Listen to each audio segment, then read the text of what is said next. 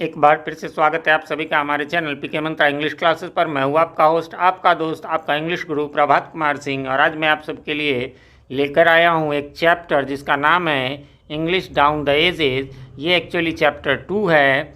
Story of English जो book है जिसे बिहार बोर्ड पब्लिश करती है और जो कि है 11th और 12th दोनों क्लास के लिए इक्वली इम्पॉर्टेंट। ये चैप्टर 2 है। चैप्टर 1 का वीडियो मैंने ऑलरेडी बना दिया, उसका लिंक अभी आपको ऊपर आई बटन में मिल जाएगा, नीचे डिस्क्रिप्शन में भी आपको मिल जाएगा। इसके अलावा जो है वो मैंने उस चैप्टर के क्वेश्चन आंसर्स भी कर दिए हैं, तो उसका भी लिंक आपको ऊपर आई बटन में और नीचे डिस्क्रिप्शन में मिल जाएगा। वहाँ से जा कर के आप देख सकते हैं, क्योंकि यदि आप अच्छी तैयारी करना चाहते हैं, आप मतलब 100% की तैयारी करना चाहते हैं, तो आपको निश्चित रूप से चैप्टर को पढ़ना चाहिए, क्योंकि ऑब्जेक्टिव्स आते हैं, आप सभी जानते हैं, इसलिए ये पढ़ना चाहिए। चलिए तो शुरू करते हैं इसको। यहाँ पर मैं ये तो आपको इंग्लिश में यहाँ दिया ही हुआ है, जिसकी हिंदी मैं करूँगा ही।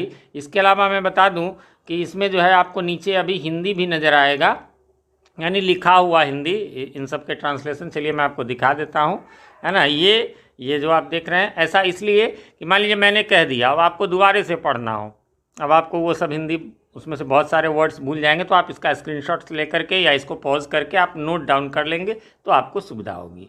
तो आपकी सुविधा के लिए ये है। और एक आगे और ज़रूरी बात, हमारे इस चैनल पर अभी मैं शुरुआत करने जा रहा हूँ 1 अप्रैल से शॉर्ट्स वीडियो भी, जिसमें कि आपको डेली यूजेस के वर्ड मीनिंग्स में बताऊँगा, तो उनको आप देखना ना भूलें।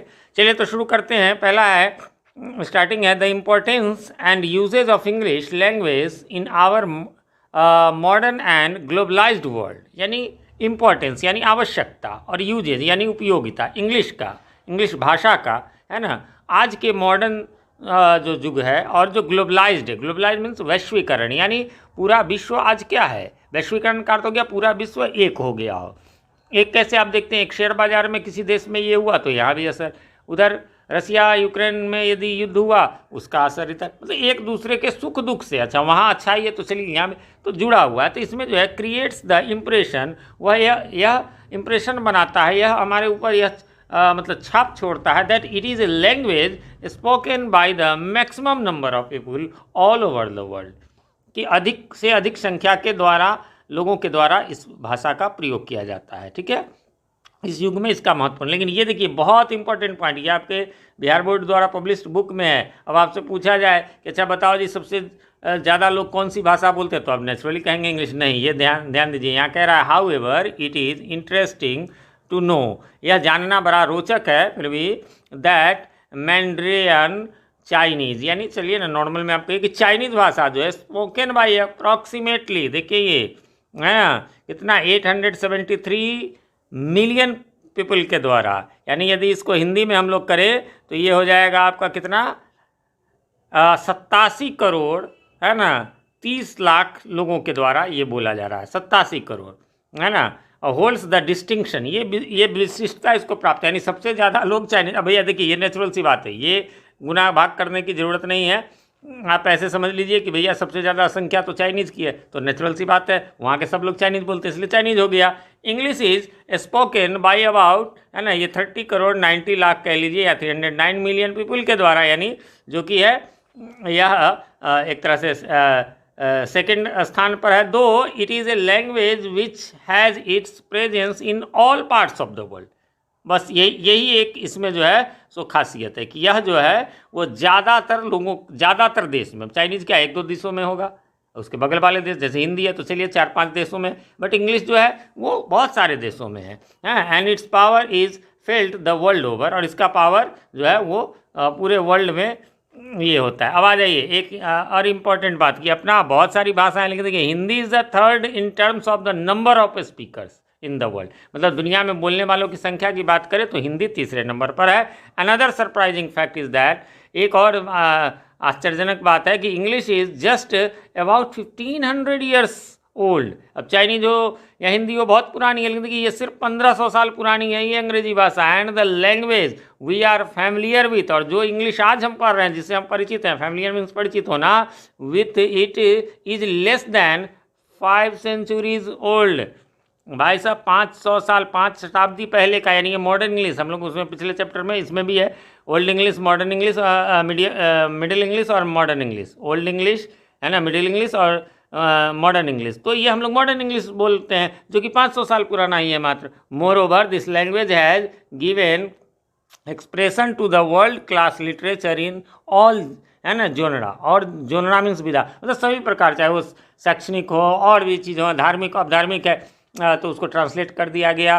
तो ये है शेक्सपियर, ये नाम है जो अंग्रेजी के महान लेखक लोग हैं, कवि लोग हैं, है ना। जैसे शेक्सपियर थे तो इन्होंने सबसे अधिक दिया, इन्होंने पोएम भी लिखा, इन्होंने ड्रामा भी लिखा, इन्होंने सोनेट्स भी लिखा है, तो वगैरह वगैरह। Wordsworth, Milton and many other are still considered the greatest masters of their art and relevant, है ना। ये सब अपने कला के माहिर लोग थे और रिलेवेंट थे, प्रासंगिक थे, for their ideas and literary genius, और माने जाते थे, प्रासंगिकता इनकी थी, इनका महत्व था, है ना, कि ये जीनियस लोग थे।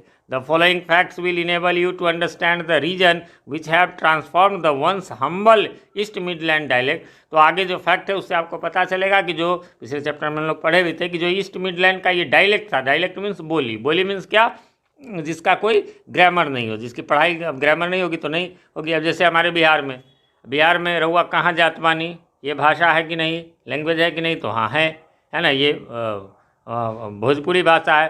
अहाँ कतौ जाइ छी, ये भाषा है कि नहीं, तो हाँ है, ये मैथिली भाषा है। की हो केने जाइ छ, की रे केने जाइ छे, अब ये क्या है, ये भाषा है कि नहीं है, तो नहीं है, ये बोली है, इसका कोई ग्रामर नहीं होती, इसकी कोई पढ़ाई नहीं होती, ये बज्जी का एक बोली है।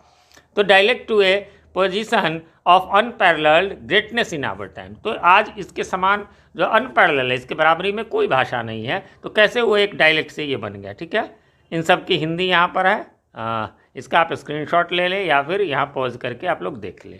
अगला है आपको period in the history of English, वही जो मैं अभी ऊपर बता रहा था, इंग्लिश भाषा में क्या क्या पीरियड है। The evolution of English language from the beginning in the Anglo Saxon time, जो पिछले चैप्टर में चैप्टर 1 में हम लोग पढ़ लिए थे, एंगल सैक्सन्स और जूट तीनों मिला करके एंग्लो सैक्सन्स कहते हैं। तो उस टाइम से लेकर के to the modern are era has been, era means युग, हैज़ बीन अनब्रोकन वन, है ना, एन अनब्रोकन वन, ये मतलब सब एक साथ है, लेकिन है ना, we can distinguish 3 main periods, लेकिन इसको हम लोग बांट सकते हैं 3 पीरियड्स में इन द हिस्ट्री, इतिहास में, and growth of the language in the following manner. 3 में ओल्ड इंग्लिश, जिसको शॉर्ट में वही कहें, ये 449 ईस्वी, एडी का मतलब होता है एनो डोमिनी यानी ईस्वी, 449 ईस्वी से लेकर 1066 तक। मिडिल इंग्लिश यानी एमई क्या, तो एडी 1150 से लेकर के 1500 यानी कि 1150 ईस्वी से 1500 तक। ये ध्यान देंगे, यहाँ 1066 और यहाँ सीधा बीच का, इसका यानी इस बीच का कोई ऐसा प्रमाण नहीं मिला, इसलिए इसको छोड़ दिया गया। मिडिल इंग्लिश किसी एक किताब या जो भी छपी 1150 वहाँ से माना गया। और मॉडर्न इंग्लिश कब से कब तक है ना, तो एडी 1500 ऑनवर्ड्स, यानी 1500 से आगे की, यानी आज तक की जो है वो मॉडर्न इंग्लिश है। तो हम लोग मॉडर्न इंग्लिश जो ऊपर बताया गया वो सिर्फ 500 साल पुराना है, 15वीं शताब्दी में शुरू हुआ था। चलिए, इन्हीं सब का हिंदी यहाँ पर दिया गया है, इसको भी आप लोग चाहें तो अपना स्क्रीनशॉट ले लें। अगला है ओल्ड इंग्लिश। अब इनको तीनों को अलग अलग जो है सो बांट करके हम लोग पढ़ेंगे। तो इसमें देखेंगे कि थ्रू आउट दिस पीरियड, पूरे इस पीरियड में English continue to be the language of everyday speech for the common mass, है ना। अपने पीरियड में जैसे जैसे ये बढ़ता रहा तो यह एक कॉमन मास का, एक कॉमन लोगों के द्वारा ये बहुत भाषा बनती जा रही, चाहे अपना इंडिया ही का नहीं हो। The divisions made above are more for convenience, वो जो ऊपर जो बांटे गए ओल्ड इंग्लिश मिडिल इंग्लिश, वो सिर्फ कन्वेंस के लिए हम लोगों के, but it is possible to distinguish certain linguistic features in each of this period, लेकिन सबका अपना अपना कुछ लिंग्विस्टिक फीचर है ना। The Old English period is characterized by the inflections, यानी विभक्तियों के द्वारा कि अलग अलग था, मतलब कुछ लिखे कुछ पढ़े। Gradually over a period of time these inflections, है ना, were found to have been लेबल, फिर ये जो अलग अलग जैसे थे उनको एक समानता लाएगा, नहीं एक सिस्टम होना चाहिए। Literature produce during the age was not much significance, इस समय जो लिटरेचर, जो साहित्य, जो किताबें, जो भाषा का विकास हुआ वो कुछ खास नहीं था। एज कोर्ट पैट्रोनेज, है ना, कोर्ट पैट्रोनेज, कोर्ट मीन्स होता है आपको, वो तो कचहरी होता ही है, इसके अलावा राज दरबार होता है ना, राजा का दरबार, और पैट्रोनेज माने संरक्षण। तो चूँकि देखिए कोई भी कभी लेखक लिखेगा, आज भी कोई प्रकाशक होगा उसमें फाइनेंस करेगा तभी किताब, मान लीजिए मुझे ही लिखना है, मैं भविष्य में निश्चित रूप से जो है सो छपाऊंगा, लेकिन क्या उसके लिए समय चाहिए और साथ में पैसा चाहिए। तो भैया भोजन कैसे चलेगा? तो पहले ज़माने में जो है सो वो यदि राजा ये करते तो ठीक है, तो उस कोर्ट का संरक्षण नहीं प्राप्त था, दरबार का वाज लैकिंग, वो कम था, एंड द एज, और इसलिए उस समय कोई खास महत्वपूर्ण नहीं हो पाया, इसलिए इस एज को कहा जाता है डार्क एज, है ना, डार्क एज, अंधेरा युग। किस चीज़ का? इंग्लिश भाषा के रूप में। ऐसा नहीं कि वो रोशनी नहीं थी। फिर इसका यहाँ पर आपको हिंदी है ना, इसका आप स्क्रीनशॉट ले लें या फिर इसको नोट डाउन कर लें। भविष्य में मैं इसका PDF भी आप लोगों को अवेलेबल करा दूंगा।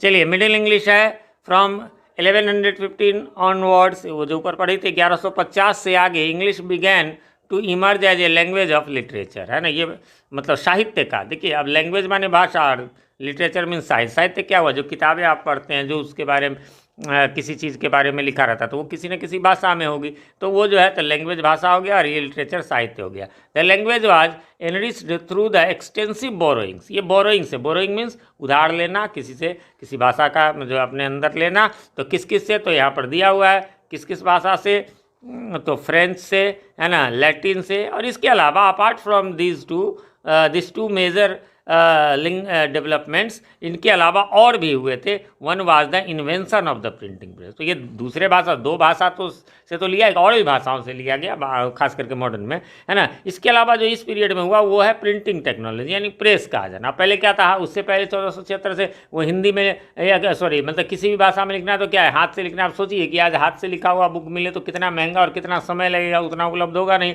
तो इसलिए तब भाषा का विकास जैसे जैसे किताबें बढ़ेंगी वैसे वैसे होगा। The other being a considerable rise in literacy, है ना, द ग्रेट वॉवेल शिफ्ट। देखिए ये वर्ड आपको बार बार जो है ऑब्जेक्टिव वगैरह में पूछता है, इवन के 2 नंबर वाले में। ग्रेट वॉवेल शिफ्ट क्या है? ऑल्सो टुक प्लेस ड्यूरिंग, तो याद रखिए कब हुआ? तो मिडिल इंग्लिश में हुआ। ऑल दीज फैक्टर्स कंट्रीब्यूटेड, ये सब फैक्टर्स मिला करके ट्रेमेंडसली टू क्रिएटिंग, ट्रेमेंडसली मतलब बहुत अद्भुत रूप से, creating a language for both spoken and written purposes. इन सब वजहों से यह लिखित और बोलने के लिए बहुत ही अद्भुत जो है भाषा साबित हुआ।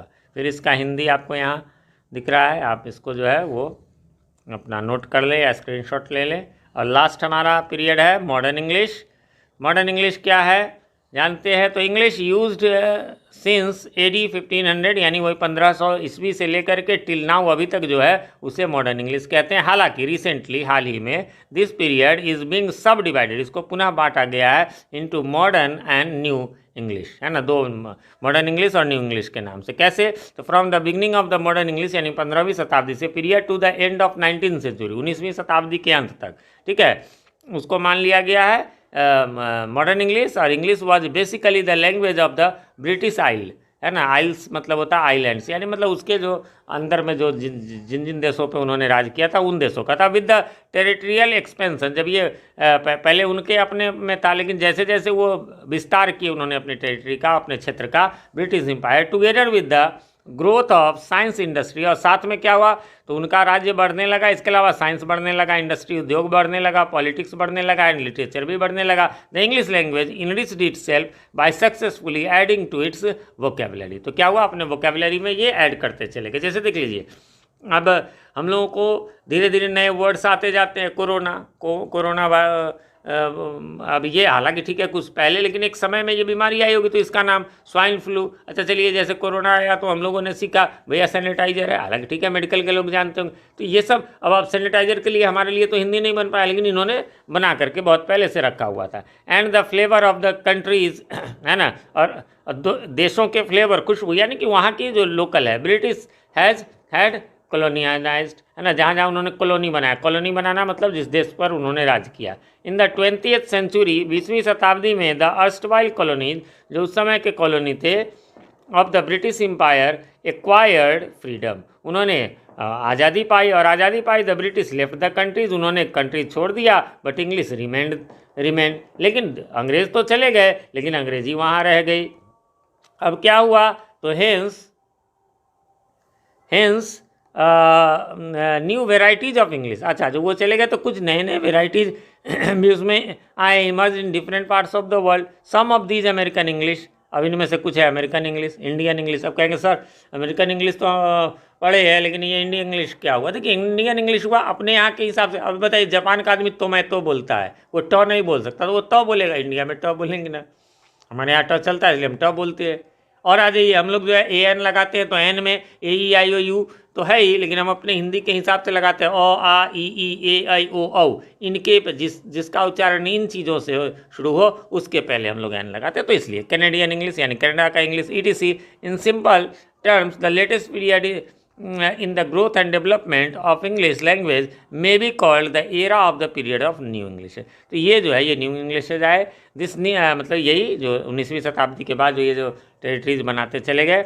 This new technology is enough to introduce indicate how the language manifest means प्रसारित करना, बढ़ाना, फैलाना, इटसेल्फ एंड मोल्ड्स यानी व्यवहार करता है to serve the basic purpose of the human communication. मतलब इंग्लिश में जो भी कोई नया टर्म आता है, मोबाइल आ गया, लैपटॉप आ गया, उसके सारे शब्द जो है इंग्लिश में है।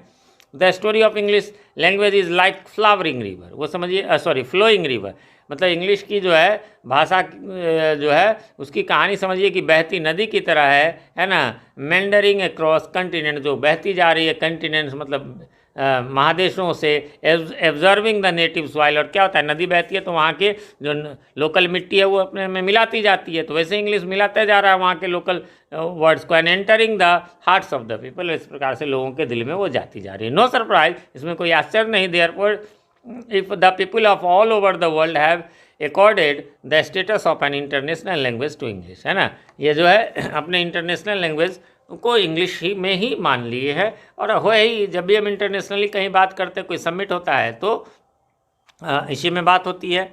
चलिए अगला है लास्ट का आपका कि in the era of globalization. अच्छा, ये मैंने उसकी हिंदी के लिए नहीं रोका, देखिए ये हिंदी है यहाँ पर। चलिए तो यहाँ पर आपको हिंदी है, उससे आप यहाँ से इसको कर लें, नोट कर लें या स्क्रीनशॉट ले लें। चलिए अब बढ़ते हैं आगे, और आगे है लास्ट का आपका कि in the era of globalization के युग में English has been found suitable as the language of international communication. तो आज इंटरनेशनल अंतर्राष्ट्रीय कम्युनिकेशन मीन्स बातचीत, संवाद वाहन। And it has also equipped itself to serve as the language of the present cyber age. और खासकर cyber as, जो भी इंटरनेट की भाषाएँ हैं, जो कंप्यूटर मोबाइल की भाषा, उसमें तो ये है ये, ठीक है। इसका ये यहाँ से यहाँ तक हिंदी है। और अब जो है आपको नीचे ये जो ब्लू वाले दिख रहे हैं, इसमें कह रहा है कि भाई in the next few pages जो है आगे आने वाले पेजेस में we will discuss the characteristics of the English language. हम लोग इंग्लिश लैंग्वेज के कैरेक्टर्स को जानेंगे, है ना, उसकी विशेषताओं को जानेंगे, which have contributed to its growth and development. किन किन वजहों से इसका ग्रोथ हुआ, डेवलपमेंट हुआ, ठीक है। तो इस प्रकार से ये यहीं पर समाप्त हो गया। अगला जो इसका वीडियो आएगा वो एक्सरसाइज का होगा, यानी इसके क्वेश्चन आंसर्स को मैं बताऊंगा, उसको भी आंसर तो होगा ही क्वेश्चन का आपके बुक का चैप्टर 2 का, साथ में उसको मैं हिंदी में एक्सप्लेन भी करूंगा। तो इसके लिए एक चीज़ कहना चाहूँगा, यदि चैनल को आपने सब्सक्राइब नहीं किया है तो प्लीज़ सब्सक्राइब कर ले, या पहली बार आए तो भी सब्सक्राइब जरूर कर ले, और साथ में नोटिफिकेशन बेल में ऑल को प्रेस कर दें, क्योंकि हमारे चैनल पर आपको बिहार बोर्ड के 11-12 का कंप्लीट सॉल्यूशन मिलता है। इसके अलावा CBSE के क्लास 7, 8, 9, 10, 11 और 12 के इंग्लिश बुक्स का भी कंप्लीट सॉल्यूशन मिलता है। गुलमोहर रीडर पार्ट 6, 7, 8 का भी सॉल्यूशन मिलता है। वीडियो पसंद आए तो लाइक करें, कोई समस्या है तो कमेंट करें, ना समस्या है अच्छा लगे तो भी कमेंट जरूर करें। मिलते हैं अगले वीडियो में, तब तक के लिए हैव अ नाइस डे।